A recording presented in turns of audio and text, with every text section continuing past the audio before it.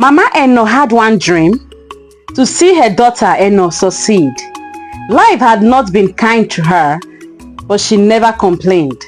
She sold akara by the roadside every morning and worked as a cleaner in the evening from dawn till dusk. She toiled saving every little money she could. Eno was her only child, her pride and her joy. She had promised herself that Eno would never suffer the way she did. When Eno got admission into the university, Mama Eno was overjoyed. She sold her only piece of land, withdrew all her money, and even took loan just to make sure Eno had everything she needed. Mama, I want to live in the best hostel, Eno said. Mama Eno did not hesitate. Anything for you, my daughter. She sent every kobo she made to Eno, often going to bed hungry. When her neighbors asked her why she was suffering so much for a child, she simply smiled. She is my future, Mama Eno would say. One day, she will take care of me, but life had other plans. Mama Eno missed her daughter terribly. It had been 2 years since Eno left for the university, and she rarely called. Each time Mama Eno tried to reach her, she was either too busy or her phone was switched off. One day, Mama Eno couldn't take it anymore. She borrowed transport fare from her neighbor and traveled to the university to surprise her daughter. When she arrived, she asked around and found Eno sitting with a group of well-dressed friends, laughing and chatting. Her heart swelled with pride. Her daughter looked so beautiful and sophisticated. Eno, my pikin, Mama Eno called excitedly, rushing towards her. The laughter stopped. Eno's face changed instantly. Her friends turned to look at her confused. Who is this woman? One of them asked. Mama Eno stretched out her arms, expecting a hug, but instead, Eno took a step back. I don't know her, she stammered. Mama Eno froze. Eno, na me your mama. Eno laughed nervously. Madam, please, you are mistaken. My parents live abroad. Maybe you're looking for someone else. Her friends started whispering, is this woman mad? She looks like a village woman. Tears welled up in Mama Eno's eyes. Eno, my daughter, why are you doing this to me?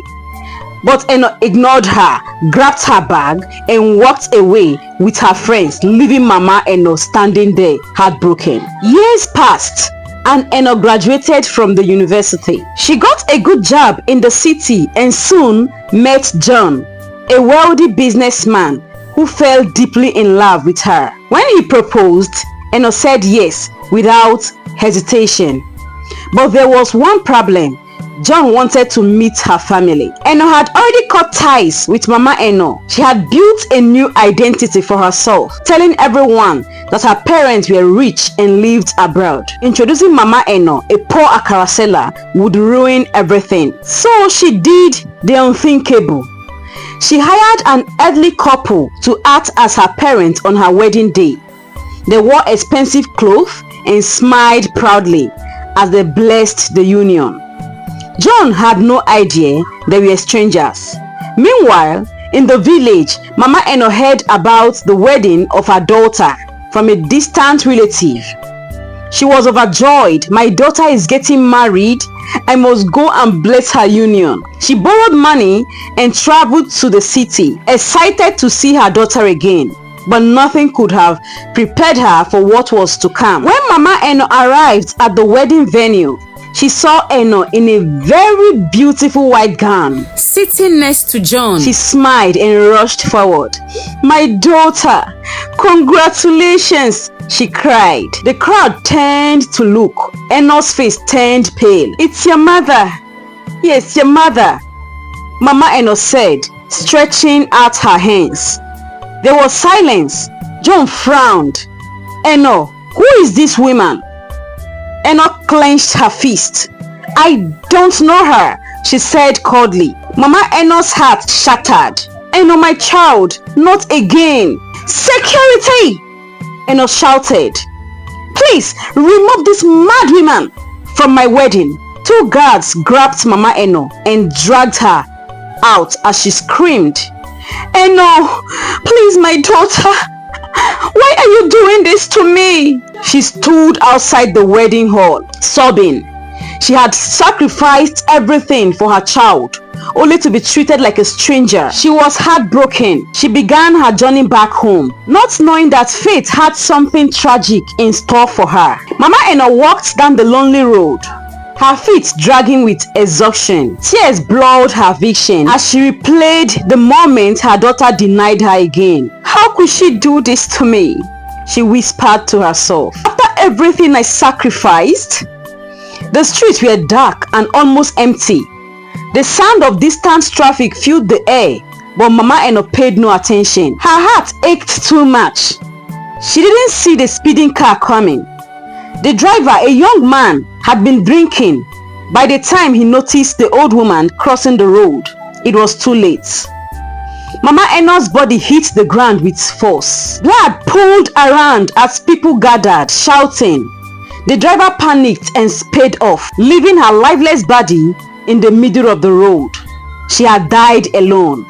Back at the wedding, Eno laughed and danced, unaware that the woman who brought her into the world had just taken her last breath. But fate was not finished with her yet. Days after the wedding, John sat in his office, going through some files when his phone rang. It was his friend Kelvin. "John, I just found out something strange about your wife," Kelvin said. John frowned. "What do you mean?"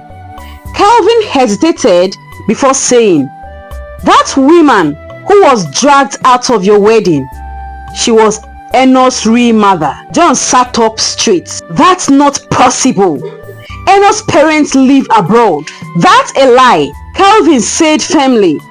"I made some inquiries. Eno's real mother was a poor akara seller who sacrificed everything for her education, but Eno denied her." John's heart pounded. "Where is the woman now?" There was silence. Then Kelvin sighed. "She was killed by a hit-and-run driver the night of your wedding." John felt his stomach turn. His wife had denied her own mother, lied to him, and now the poor woman was dead. That night, when he got home, he confronted Eno. "Where are your real parents?" he asked coldly. Eno's face paled. "John, what are you talking about?" "Don't lie to me," he snapped. "I know everything. That woman you threw out of your wedding was your real mother, and she died that same night. You let your own mother die, Eno." Tears filled Eno's eyes. "John, please, pack your things and leave my house," he said. Eno fell on her knees. "John, I love you. Please don't do this to me." John shook his head in disgust. "If you could betray your own mother, then you are not the woman I thought you were." With that, he turned his back on her. Eno was left with nothing, but her punishment was only beginning. Eno wanders the street aimlessly, her heart heavy with regrets. John had thrown her out. Her friends had abandoned her, and she had nowhere to go. The life she built on lies had crumbled. She found a small cheap motel and used the last of her money to rent a room. That night, she lay on the hard mattress. The nightmares began. She saw her mother standing in the middle of the road, blood dripping from her torn cloth.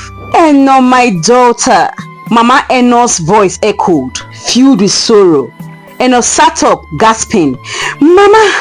But the room was empty. She tried to sleep again, but the nightmares returned. Each time Mama Eno got closer, her face filled with pain. By morning, Eno was shaking. She couldn't eat. She couldn't think. Then strange things started happening. At night, she would hear footsteps in her room, but when she turned on the light, no one was there. The sound of akara frying filled the air, just like when her mother used to cook. but there was no oil or pan in sight.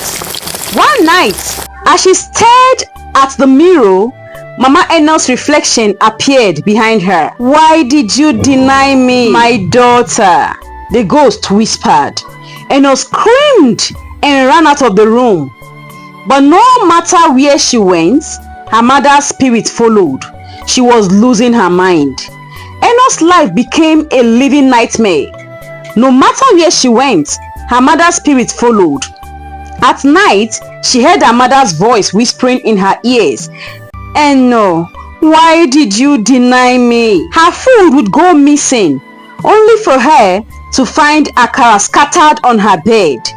When she tried to sleep, invisible hands would shake her awake. She stopped bathing, stopped eating. Her hair became unkempt, her clothes dirty. She looked like a mad woman. One day, she ran into the streets, screaming, "Leave me alone! Mama, I am sorry.